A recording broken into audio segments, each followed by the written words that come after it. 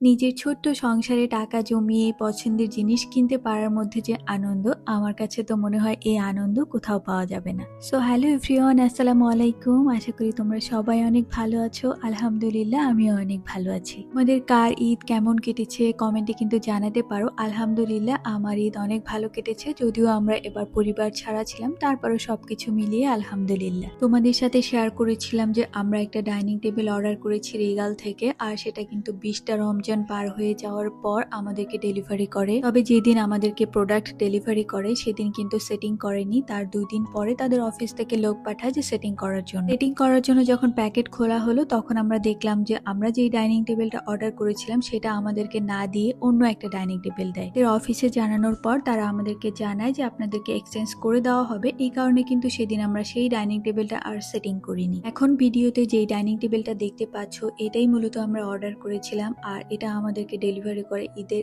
একদিন আগে। তো সবকিছু মিলিয়ে অনেক মেসি হয়েছিল। টেবিলটা সেট হয়ে যাওয়ার পর আমি আমার মতো করে হালকা পাতলা গুছিয়ে নিয়েছিলাম। আর এটা কিন্তু ঈদের আগের দিন সন্ধ্যাবেলা, মানে লাস্ট যে ইফতার সেদিন, আর সেদিন এখানে অনেক বেশি ঝড় বৃষ্টি হয়েছিল। এখানে কেন যেন একটু ঝড় বৃষ্টি হলে ইলেকট্রিসিটি চলে যায়, আর যেহেতু বাসায় একদম অন্ধকার হয়েছিল ওই কারণে আমি ছোট একটা মোমবাতি জ্বালিয়ে নিয়েছিলাম।